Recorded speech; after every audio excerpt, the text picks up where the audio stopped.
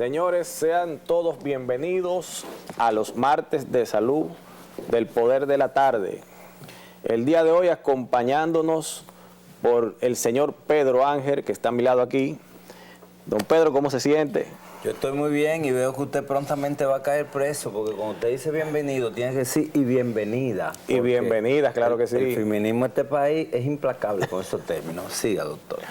Señores, dándole la bienvenida, un martes víspera de navideño, ¿no? Un martes ya, como le dicen, lleno de luces. La ciudad la vemos llena de luces, llena de alegría, llena de mucho tráfico. Así mismo. De mucho estrés. Yo no sé si el gobierno ya habrá... Empezaron a pagar ayer. Empezaron a pagar, ya se nota, la gente en la calle con dinero. Por lo que recomendamos que si usted no tiene ningún tipo de diligencia importante, quédese en su casa tranquilo. Quédese en su casa tranquilo, trate de solamente salir para las cosas necesarias, ya que el Gran Santo Domingo está complicado. Don Pedro, y cuénteme cómo va todo. Bueno, aquí va todo bien y yo quiero empezar haciéndole preguntas muy directas a usted que es médico, yo soy periodista. Doctor, ¿y qué vamos a hacer? ¿Cómo vamos a hacer para no engordar, para no ponernos buchú así en estas navidades con tanto puerco en puya, trago, licores dulces que son letales? ¿Y de qué vamos a hacer en términos de la salud? ¿Comemos mucho, comemos poco, no comemos puerco en puya o comemos? Tengo una orientación a mí, a la teleaudiencia. Bueno, ¿qué le puedo decir? En mi consultorio tengo un nutricionista, sí, que trabaja conmigo y el nutricionista está viendo poca gente estos días. Está bueno eso. Porque la gente no está en dieta. Definitivamente el gastroenterólogo sí va a tener mucho trabajo. Sobre todo a partir de enero. Con ese choque de sazones que se arman en Navidad y que definitivamente hay que tener prudencia. Pero es una fecha muy mala para iniciar un proceso de dieta o de disminución de peso.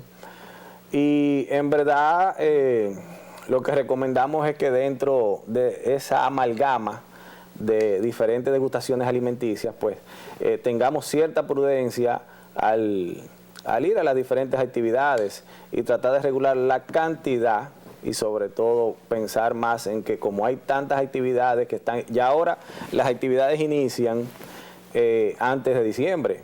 Y usted ve que muchas actividades se hacen a mediados de noviembre porque ya diciembre se ha quedado pequeño para la Navidad.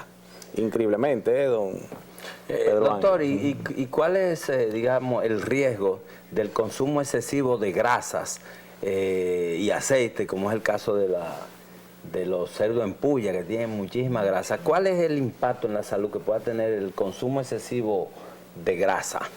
Principalmente esas grasas que son de tipo saturadas tienen la peculiaridad de que se alojan en las paredes de las arterias y producen placas ateromatosas. Las placas ateromatosas son las que se encargan básicamente de ubicarse en una de las capas de las arterias que se llama la capa íntima y que produce disminución de la luz o del paso del flujo sanguíneo a nivel de las arterias. Es bastante peligroso porque esto básicamente predispone hipertensión arterial y además de eso obstrucción de alguna arteria y algún infarto. Eso es importante que tomemos en cuenta de que ese exceso de grasa tiene consecuencias importantes a nivel cardiovascular y a nivel metabólico, a nivel graso, pues el hígado tiende a metabolizar la grasa y muchas veces con una ingesta importante de grasa el hígado se va tornando graso, lo que se conoce un hígado graso, una esteatosis hepática que tiene una importancia relevante en los procesos metabólicos del hígado y que puede producir algún fallo a nivel hepático, a nivel del hígado y traer consecuencias metabólicas hepáticas. Doctor, pero dígalo en español, ¿qué es una esteatosis hepática? Bueno, el hígado se arropa totalmente de grasa. Se forma una capa de grasa y dentro del hígado también se forman trabéculas grasas que alteran su funcionamiento. Es bastante peligroso y como dije puede afectar de manera importante las funciones que tiene el hígado, que son muchas a nivel metabólico.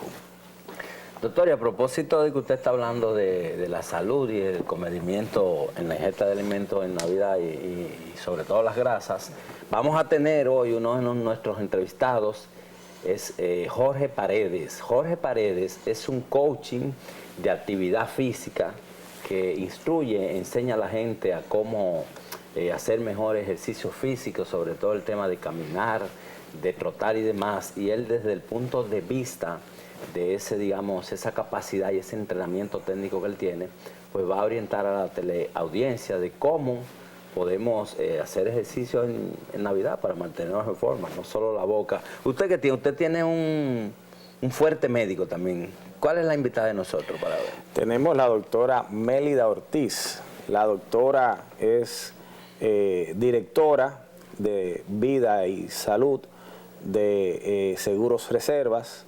Es una afamada auditora y gerente en salud que tiene vasta experiencia en el área administrativa en salud, y nos va a hablar un poco sobre esos planes de salud que tiene Seguros Reservas y, ¿por qué no? La doctora es una internista también muy reconocida. Vamos a tirar un par de preguntitas relacionadas a medicina interna. Bueno, esas bolas, esas retas usted me las va a dejar a mí, ¿no? Claro, claro, definitivamente.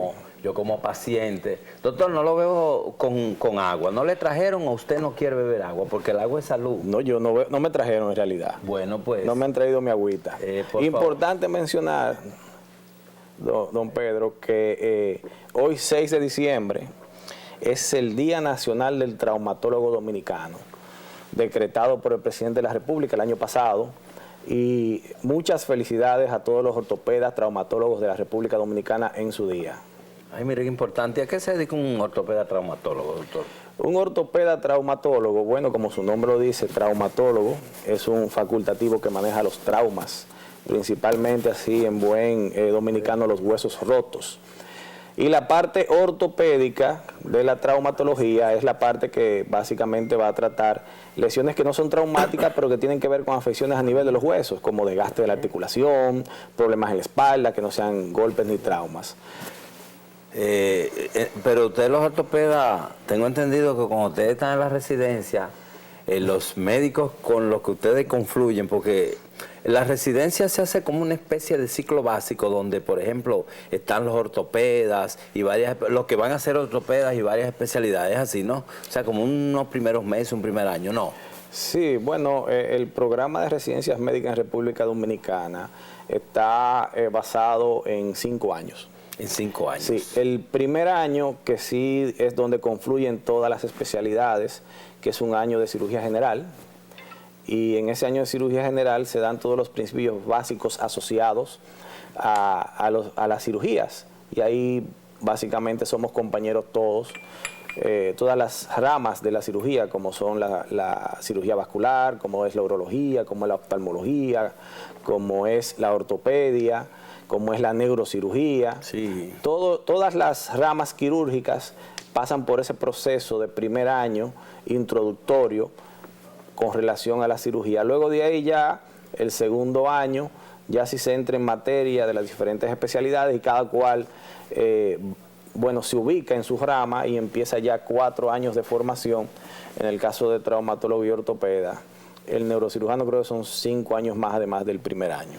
Porque una vez me dijo un médico muy descriptivo de los ortopedas, que en la residencia ellos decían que los ortopedas eran mitad hombre y mitad centauro, porque eran que los que estaban ahí, doblar los huesos y demás. Doctor, y aquello de que cuando uno se rompía un hueso, alguna fractura, que lo llevaban al Darío Contreras una vez, antes de un yeso, esos yesos todavía se ponen, aquellos claro, yesos horrorosos que picaban muchísimo.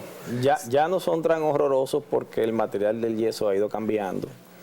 Y va cambiando de un yeso que se hacía de unos vendajes de gasas o de telas, blanco y la mano toda a blanca, unos vendajes ya sintéticos, más cómodos, menos pesados. Pero sí, se utiliza bastante. La tendencia en la terapia o el tratamiento de fracturas va más asociado a una recuperación rápida, por lo cual la inclinación se va yendo más a la parte quirúrgica. Y vemos que ya, aunque se colocan con menos frecuencia, se siguen colocando los yesos y son un gran aliado. Doctor, ¿y por qué eran 21 días mínimo que le ponían? No, eso es relativo. De hecho, hay yesos que solamente se colocan por 24, 48 horas solamente para estabilizar hasta que se pueda resolver desde el punto de vista quirúrgico la lesión, porque hay lesiones que son imperantemente quirúrgicas. Y el yeso se coloca, o la férula también, que es un medio yeso, para manejar básicamente la estabilidad relativa y mejorar el dolor. Y bueno, se coloca a veces 48, 72 horas hasta llegar el momento de la cirugía. Pero en la mayoría de torceduras, a nivel del tobillo, a nivel de la muñeca y esas cosas, sí el promedio de estadía con el yeso es más o menos unos 21 días. 21 días. Doctor, ¿y por qué picaba? Porque uno cuando tenía una semana o dos ya se lo quería quitar y tenía que meter. ¿Por qué picaba? ¿Por qué pica? La picazón yo creo que es psicológica. ¿Es psicológico? Wow. Lo que pasa es que el algodón, eso utiliza un algodón planchado, que tiene una especie de pelitos, ¿no? Ay, sí. Que parece una especie como de alfombrita vieja desmenuzada. Como pelusa, ¿no? Como pelusa, y eso tiende a comer bastante. Doctor, pero no se puede cometer el error de usted quererse meter cosas en el yeso para rascarse por dentro, porque entonces eso hace que el algodón haga una especie de bolas, y esa bola va a comenzar a comprimirle la piel y le puede hacer una herida, una úlcera y por ahí infectarse. Miren qué buen consejo de un Eso es importante, eso es importante. Miren qué buen consejo. Doctor, cuando uno era muchacho, el yeso en una edad era como una distinción, sobre todo un muchacho que jodía mucho. Porque todos los muchachos, en la familia, cada quien tiene un hermano, un primo, una prima, que se rompió, tuvo una fractura o algo, jugando pelota, baloncesto, corriendo, cayendo atrás, al topao. Así. Y eso era como una distinción, que ya cuando uno estaba muchacho y uno no le habían puesto yeso, el otro le decía, ¿y a ti nunca te han puesto yeso? Era como hasta una moda. Es así, el yeso tiene su historia. Tiene su historia. ¿Y de dónde viene el yeso? ¿Y por qué el yeso, doctor? ¿Por qué ese material? Lo que pasa es que es bien plástico, bien manejable. Okay. Y se puede moldear. Es como el yeso que se utiliza para las figuras de yeso. Okay. Que uno puede esculpir una cara, una figura de tan plástico que es. Okay. Y de esa manera, pues, en el proceso de colocación del yeso, uno puede colocar la posición que uno desea para lograr una reducción adecuada del hueso. Y por eso es tan utilizado y tan importante.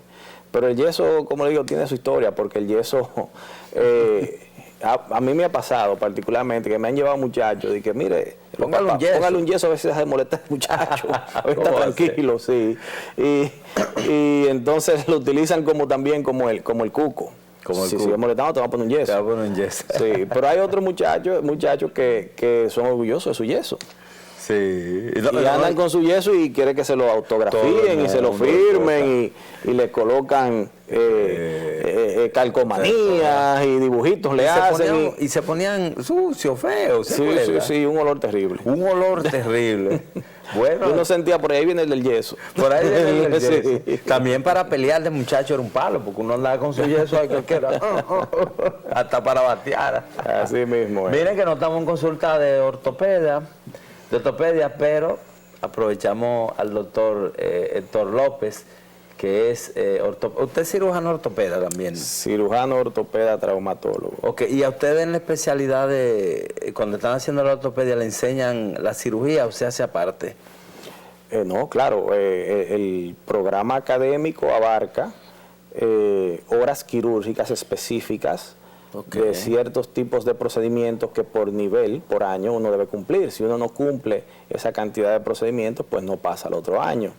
Y un examen teórico también de las diferentes técnicas quirúrgicas que hay que conocer, porque todo procedimiento quirúrgico es un mapa de ruta, como los aviones.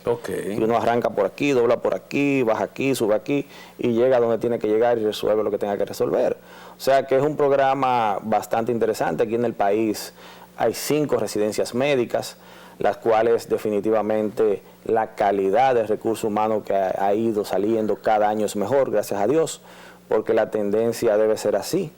El reto y digamos que la responsabilidad de todo lo que ya estamos formados es que las generaciones que vienen detrás de nosotros, pues definitivamente sean cada vez mejor.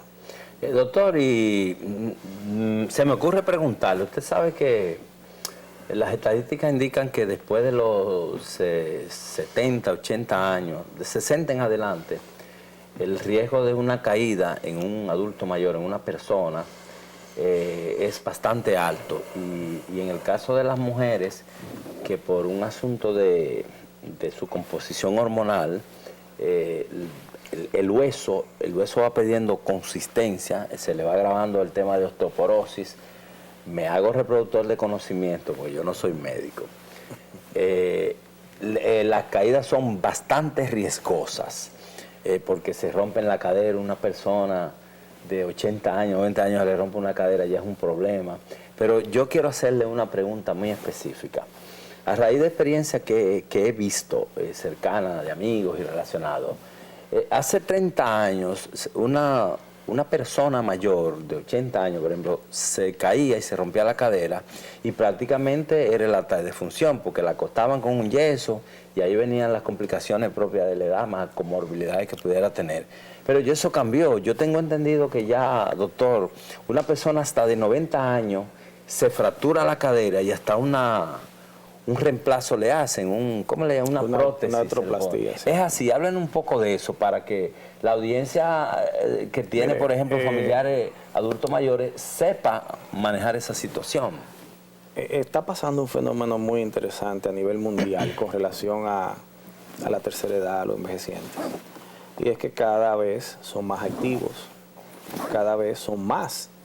De hecho, la población a nivel de Europa, y eso ha alarmado un poco a los gobiernos y a nivel de América del Norte, Canadá, vemos cómo solicitan y le dan facilidades a familias jóvenes para que migren y pueblen y pueblen esas áreas, porque ya la población joven ha disminuido bastante y la población adulta pues comienza a imperar.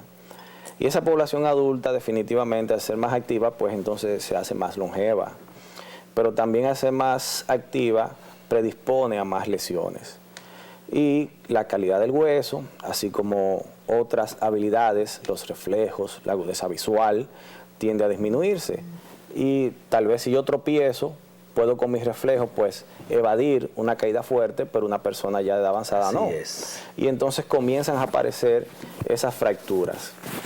Otro factor importante que nos ha, digamos que a nosotros los traumatólogos ha ayudado, son las herramientas quirúrgicas, los implantes, que cada vez son de mejor generación, cada vez son implantes que ayudan y son diseñados específicamente para esos pacientes osteoporóticos y de la tercera edad, y vemos cómo esos pacientes tienen una recuperación más adecuada. Antes, cuando esos pacientes, como no había implantes, se encamaban, se colocaba un yeso, pasaban por un fenómeno que se conoce como la enfermedad fracturaria, que es por el sedentarismo y el encamamiento prolongado que comienzan a tener complicaciones, entre ellas neumonía, entre ellas úlcera sacra, entre ellas ilion paralítico, o sea, la peristalsis o lo que era la digestión comenzaba a disminuir ese movimiento, los intestinos, por estar parados, inmóviles en una cama, y se morían. Ahora la tendencia es priorizar a esos pacientes, operarlo antes de las primeras 48 horas y pararlo de inmediato. Y eso definitivamente ha dado unos resultados bastante satisfactorios con relación a la ortogeriatría, que es la rama de la ortopedia que maneja a los pacientes envejecientes. O sea, doctor, que una persona que de 75, 80, 85 y hasta 90 años se rompa la cadera, ¿tiene posibilidades de caminar nuevamente y curar, digamos? Definitivamente. Si caminaba antes, que es como yo le explico a los familiares, si caminaba antes, yo se lo entrego caminando. Ahora, si no caminaba antes, no va a caminar después. Y es increíble, o sea, por ejemplo, el caso de mi padre tiene 78 años, y va a la finca, se mueve aquí, se mueve allá, pero mi abuelo no podía hacer eso. Pero su padre tuvo una rotura. No, me refiero a lo activos que son, a base de, o sea, comparando generaciones. Sí, así y no generaciones tan lejanas, porque estamos hablando de mi abuelo y mi padre. Mi abuelo, desde los 70 años ya empezó a recogerse. Sin embargo, mi padre sigue activo y conduce, maneja, va a su finca, en broma con animales y hace una vida relativamente activa. Mire qué y cosa. productiva, sí. Usted sabe, doctor, que según la Organización Mundial de la Salud, en República Dominicana la esperanza de vida al nacer son 72 años, en el caso de los hombres, y en el caso de las mujeres 74. Y eso mueve incluso a reflexión, no solo porque la vida, digamos, se ha alargado con el tiempo, la tecnología y todo, y la calidad de los alimentos y todo eso, sino porque la gente piensa que es eterna. La gente piensa que es eterna. Y bien, usted puede a los 60, 70 hacer una serie de cosas, pero usted no va a durar 100 años. Usted no va a durar 100 años. Y en consecuencia, y déjeme tumbar esta llamada, discúlpeme. Doctor, aprovechamos para informar que este programa lo colgamos en YouTube como El Poder de la Tarde y está en Instagram como @elpoderdelattarde. Y vamos a informar, vamos a dar información de salud. ¿Usted me lo permite? Excelente. ¿Usted me lo permite? No hay mejor momento.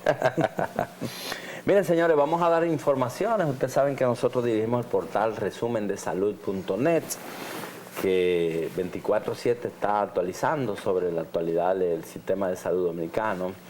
Y vamos a empezar con el COVID. Hay una gran preocupación porque los casos del COVID están subiendo, más bien subiendo la cantidad de casos activos, porque la cantidad de diagnósticos, vamos a decirle así, o de positivos, se ha mantenido más o menos entre 100 y algo y 300 y algo. En las últimas 24 horas se han producido 153 casos, pero hay 1.512 casos activos.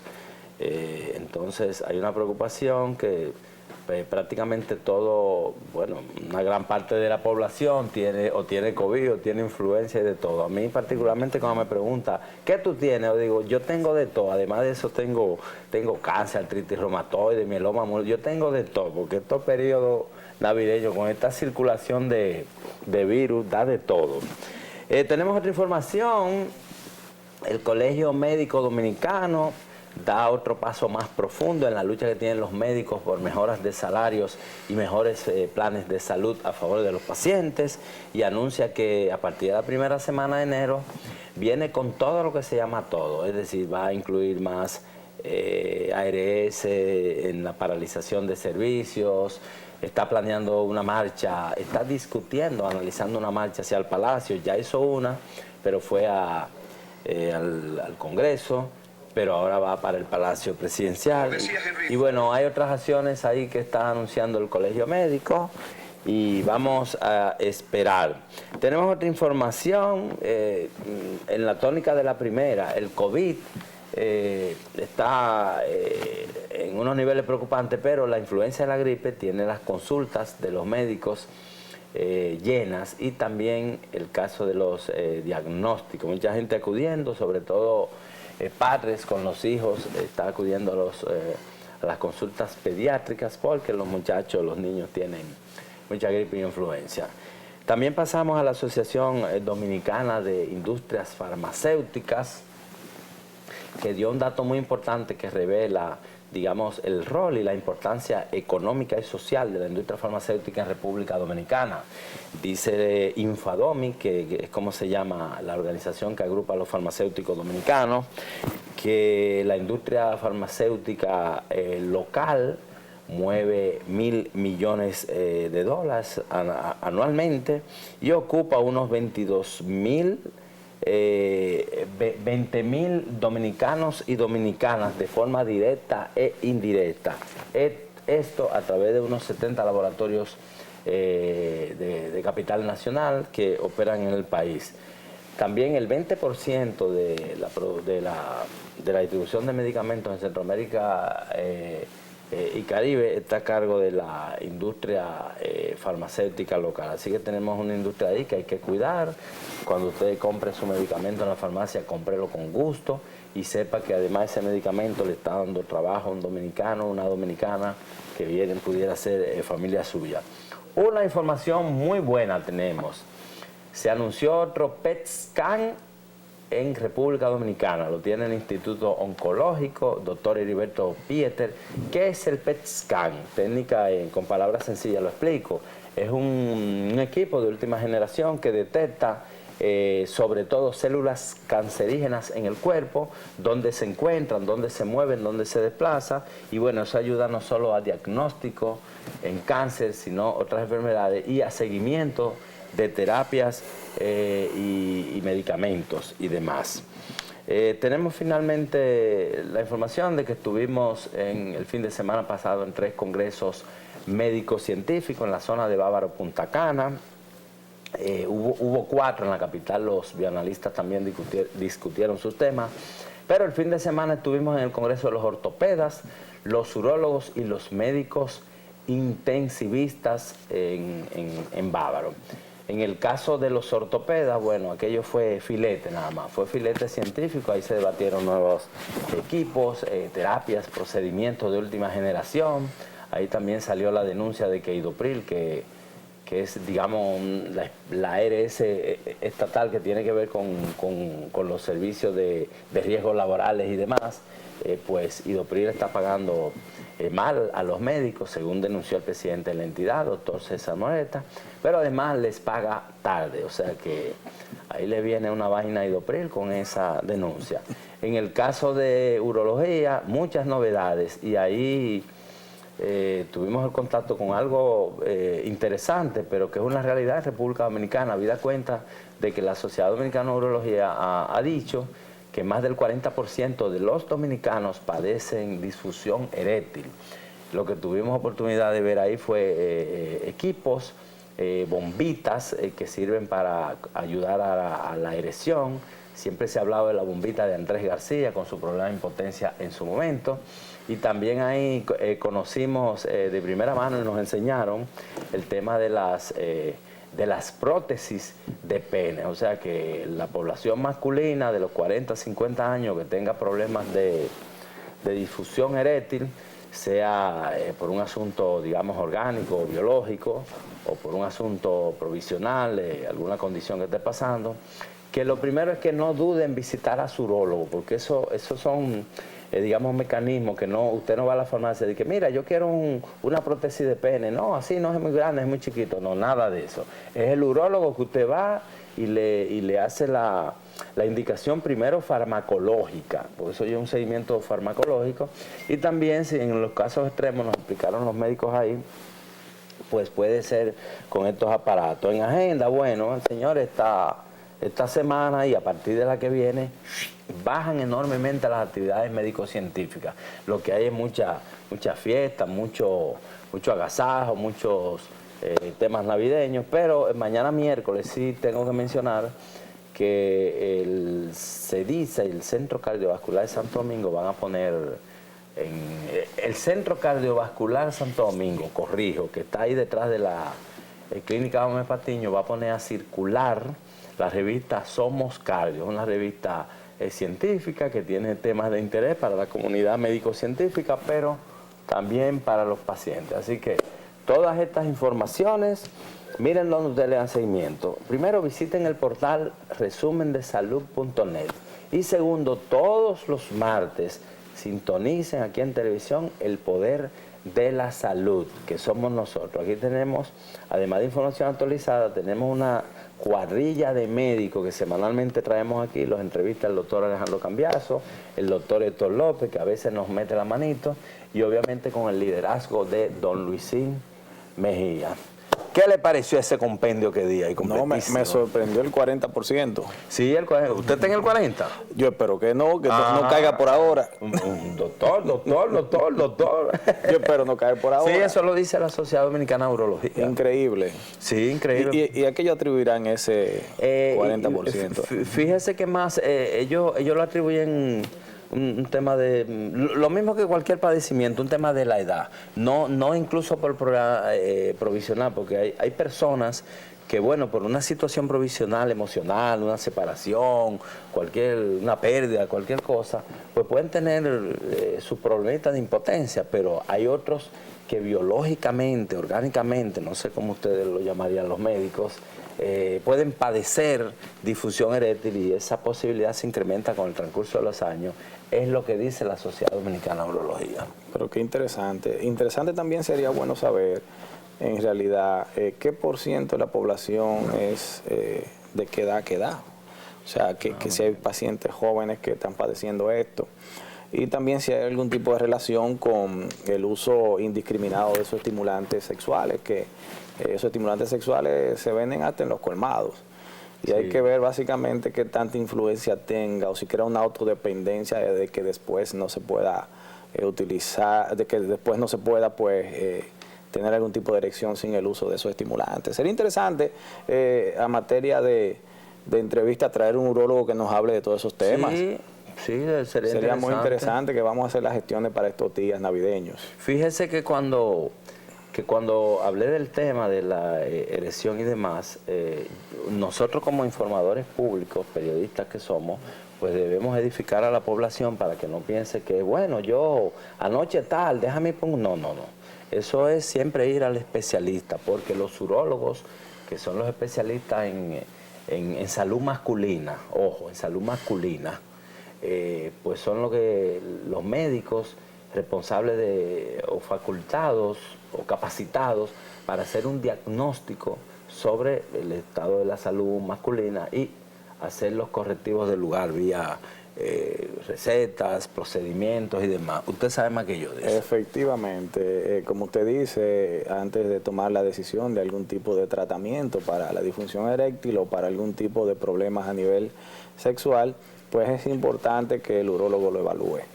El urólogo definitivamente es que tiene la última palabra y definitivamente le va a entregar las mejores herramientas para que se pueda subsanar la situación.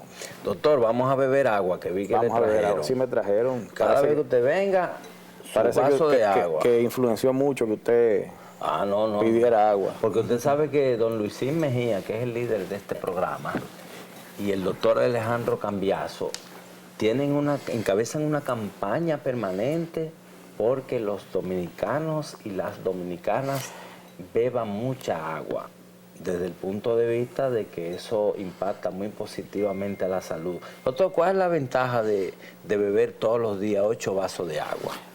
Más importante es mencionar que usted sabía eso, que usted puede durar 21 días sin ingesta de alimento, pero sin ingesta de agua solamente 7. ¡Wow! Ya podemos ver la importancia que representa el agua en el organismo. Y también es bueno mencionar que el agua está involucrada en casi todas las funciones metabólicas e hidroelectrolíticas del organismo.